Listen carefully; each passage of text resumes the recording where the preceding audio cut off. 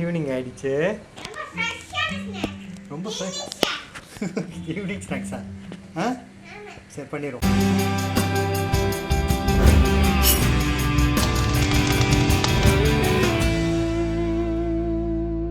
என் அன்பு வணக்கம்.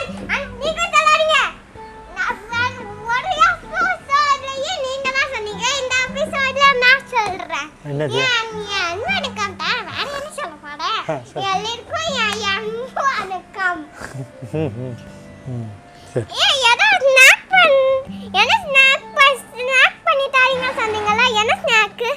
நான் பண்ணித்தரேன் நானா சொல்ல, நீ கேட்ட, அதனால தான் இப்போ நான் கிச்சனுக்குள்ளேயே வந்திருக்கேன்.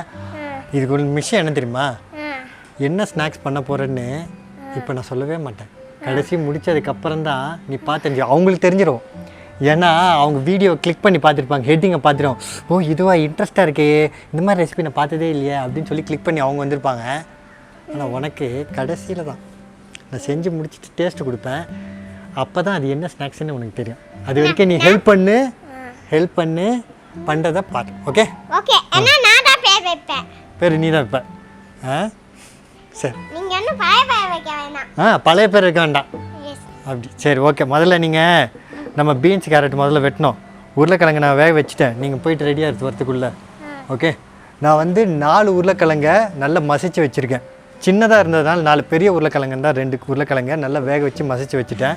இப்போ நான் ஒரு 5லேருந்து 6 பீன்ஸையும் அரை கேரட்டையும் நான் தனியாக கட் பண்ணிக்கிறேன்.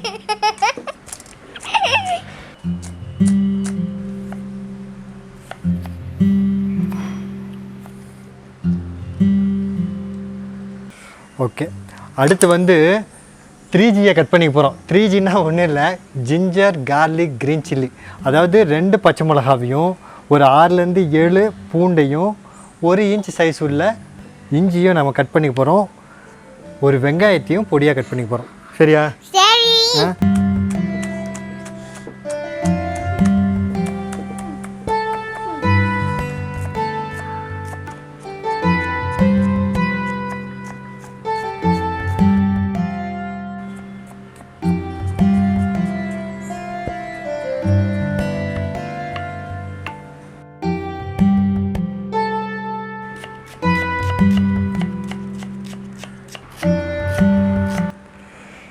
எல்லாத்தையும் வெட்டியாச்சு.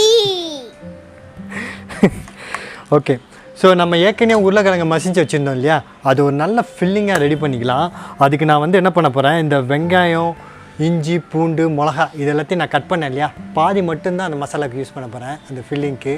மிச்ச பாதியை என்னென்னு நான் சொல்லிடுறேன். அதுக்கு இந்த ஸ்ப்ரிங்கை சொல்லக்கூடாதுல்ல, நம்ம சொல்லக்கூடாது, இவனுக்கு தெரியாது. அது என்ன பண்ணலாம், ஒரு 2 ஸ்பூன் எடுத்து ஊற்றி அதை நம்ம வதக்கிக்கலாம். 2 டேபிள் ஸ்பூன் நான் ஆயில் ஊற்றிக்கிறேன். அதோட இஞ்சியும் சேர்த்துக்கலாம். இப்போ வெங்காயமும் பச்சை மிளகாவையும் சேர்த்துக்கலாம். வெங்காயம் லேசாக வதங்கினா போதும். இப்போ கேரட்டும் பீன்ஸும் சேர்த்துக்கலாம்.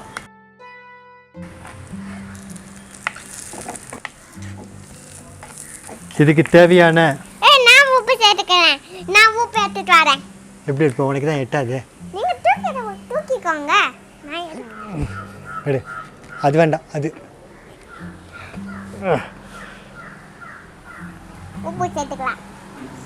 தேவையான அளவுக்கு உப்பு சேர்த்துக்கலாம். எவ்வளோ அந்த தேவையான அளவு உனக்கு தெரியுமா? அது தெரியாது. தேவையான அளவு தான் சேர்க்கணும்னு எங்கப்பா சொல்றீங்க? அப்ப ஏன் இது ஒரு கேள்வியா இருக்கு? அப்பா நல்லா வெந்துருச்சா? நல்லா சாத்தையாயிடுச்சுடா. கேரட் பீன்ஸ் நல்லா வதங்கிடுச்சு. இப்போ நான் உங்கள் காரத்துக்கு ஏற்ப மிளகாத்தூள் சேர்த்துக்கோங்க. நான் ஒரு மிளகாத்தூள் சேர்த்துக்கோங்க. நான் எவ்வளோ சேர்க்க போகிறேன்? தேவையான அளவுக்கு. அப்படிலாம் இல்லை, நான் 1/4 டேபிள் ஸ்பூன் சேர்த்துக்கிறேன். 1/4 டேபிள் ஸ்பூனா? அவ்வளோவா? 1/2 டேபிள் ஸ்பூன் நான் மல்லித்தூளும் சேர்த்துக்கிறேன். 2 சிட்டிக்காய் நான் மஞ்சத்தூளும் சேர்த்துக்கிறேன். இப்போ மசிச்சு வச்ச உருளைக்கிழங்கு சேர்த்துக்கலாம். இது ரெடி ஆயிடுச்சு. இதை இறக்கிறதுக்கு முன்னாடி நம்ம என்ன சேர்க்க போகிறோம்? மிளகு.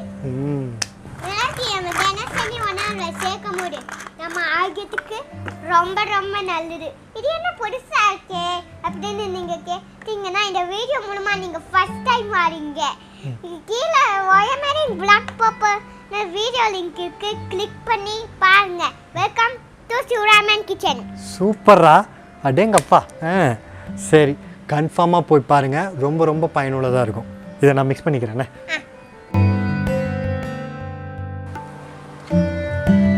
ஓகே, இது சூப்பராக இப்படி நல்லா ஆறட்டும். நான் என்ன பண்ண போகிறேன், ஒரு பவுலில் கொஞ்சமாக தண்ணி ஊற்றிக்க போகிறேன். கொஞ்சமாக தான், பாருங்கள் உங்களுக்கே தெரியும். இவ்வளோதான், இவ்வளோண்டு இப்படி தண்ணி ஊற்றி இதையும் நான் இப்படி வச்சுக்கிறேன். அதோடு நான் என்ன பண்ண போகிறேன்னா கொஞ்சோண்டு மைதா மாவு போட்டு அதையும் நல்லா கொஞ்சம் திக்காக கலந்துக்கிறேன். சூப்பராக மிக்ஸ் பண்ணியாச்சு. இப்போ நான் என்ன பண்ண போகிறேன், இதை தனியாக வச்சுக்கிட்டு முதல்ல நம்ம ஒரு பவுலில் தண்ணி ஊற்றி வச்சுருந்தோம் இல்லையா, அதை நான் இப்படி எடுத்துகிட்டு அதில் நான் என்ன பண்ண போகிறேன், 2 அப்பளமாக டிப் பண்ணி எடுக்க போகிறேன். இல்லை நீங்கள் நிறைய அப்பளம் ஒரே டயத்தில் போடணும், ஒரு 4-5 அப்பளம் போடணுன்னா கொஞ்சம் ஜன்னியாக ஜாஸ்தி ஊற்றிக்கோங்க. 2 போட்டு எடுக்கும்போது அது ஈஸியாக இருக்கும் ஹேண்டில் பண்ணுறதுக்கு. ஸோ ரொம்ப நேரம் விட்டால் என்ன ஆகும், மொத்தமாக மேஷ் ஆகி போடும். அதனால தான் இந்த ப்ராசஸ்ஸை இதில் டிப் பண்ணி எடுக்கும்போது வெறப்பாக இருக்கிறது நல்லா ஃப்ளெக்சிபிளாக இருக்கும். ரொம்ப நேரம் விட்டால் அது மசிஞ்சு போயிடும். ஃபியூ செகண்ட்ஸ்லேயே இது வந்துடும். ஸோ இப்போ நான் 2 அப்பளம் சேர்த்துக்கிறேன்.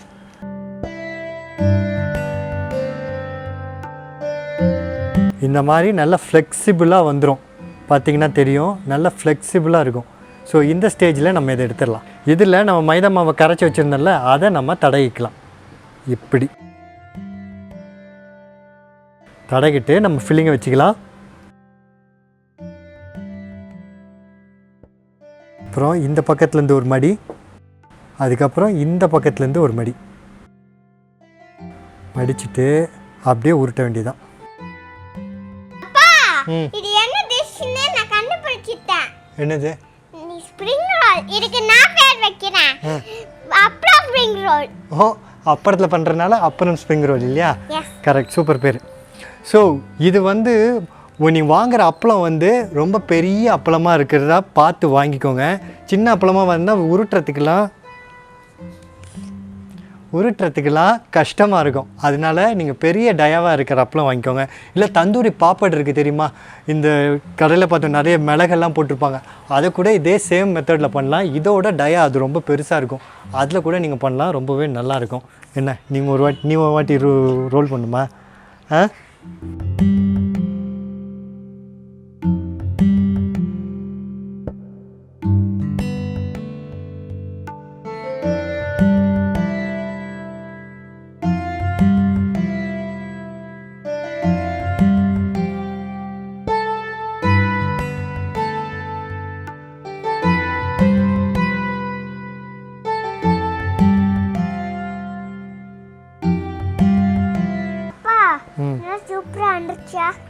ஃபஸ்ட்டு அட்டம்ப்டில் இந்த ஷேப் வந்து ரொம்ப ரொம்ப சூப்பராக இருக்குது. 90 சொல்ல மாட்டேன், ஒரு 70 to 75% இது ரைட்டாகவே வந்துருச்சு. Super, good job.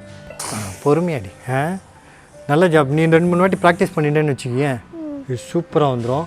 ஸோ மட்டும் நான் தனியாக ஃப்ரை பண்ணி தரேன், நீ பண்ணதில்லை. ஓகே, இப்போ நம்ம இதை ஆயில் நல்லா சூடாக இருக்குது, இப்போ நம்ம ஃப்ரை பண்ணிடலாம். ஓகே,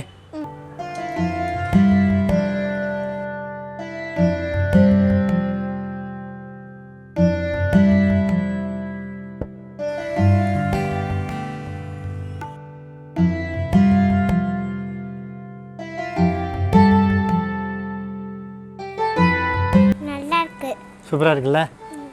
இது நீ பண்ணல, அதுதான் சின்ன சின்ன பீஸாக வெட்டி கொடுத்தா நீ எல்லாத்தையுமே சாப்பிட்ட. சூப்பராக இருந்துச்சுல்ல?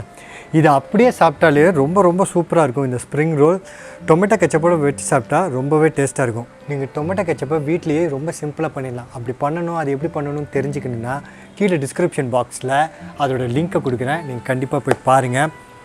இதுக்கு ஒரு ஸ்பெஷலாக நான் சாஸ் பண்ணியிருக்கேன், அதோடு இதை மிக்ஸ் பண்ணி சாப்பிட்டோன்னு வச்சுக்கோங்களேன், இதோட டேஸ்ட்டு வேறு லெவலில் இருக்கும்.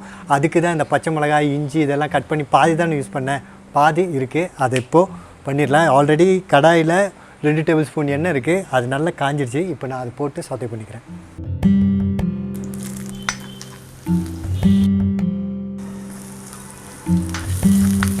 வெங்காயம் லேசாக வதங்கினாலே போதும், அந்த க்ரன்ச்சி பைட் நமக்கு வேணும். இப்போ நான் 1/2 டேபிள் ஸ்பூன் சில்லி சாஸ் சேர்த்துக்கிறேன். அதுக்கப்புறமா 1.5 டேபிள் ஸ்பூன் டொமேட்டோ கெச்சப்பும் நான் சேர்த்துக்கிறேன்.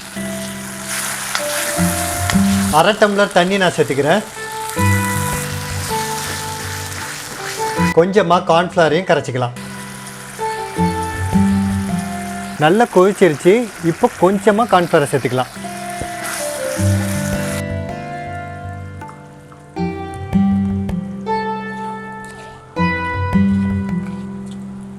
சூப்பராக மிக்ஸ் பண்ணியாச்சு. இதில் கடைசியாக நம்ம என்ன பண்ண போகிறோம், நான் கருப்பு எள்ளை சேர்த்துக்கிறேன். அதோட டேஸ்ட்டு இந்த சாஸுக்கு ரொம்பவே நல்லாயிருக்கும். ஓகே, சூப்பராக ரெடி ஆகிடுச்சு. நம்ம சேனலில் வர வீடியோஸ் எல்லாம் உங்களுக்கு பர்சனலாக வாட்ஸ்அப்புக்கு நோட்டிஃபை பண்ணுமா? எனக்கு ஹாய்ன்னு மட்டும் ஒரு வாட்ஸ்அப் பண்ணுங்கள். பண்ண வேண்டிய வாட்ஸ்அப் நம்பர் 9940302830. உங்களுக்கு இந்த வீடியோ பிடிச்சிருந்தா லைக் பண்ணுங்க, கமெண்ட் பண்ணுங்க, பெல் ஐகானை கிளிக் பண்ணுங்க. ஓகேவா? ஷேர் பண்ணுங்க. அண்ணா that is better when we share. அவன் அவ்வளோ ஃபாஸ்ட்டாக பேசினாலும் அவன் என்ன பேசினான்றது புரிஞ்சிச்சுல. சப்ஸ்கிரைப் பண்ணி ஷேர் பண்ணிடுங்க. Yeah.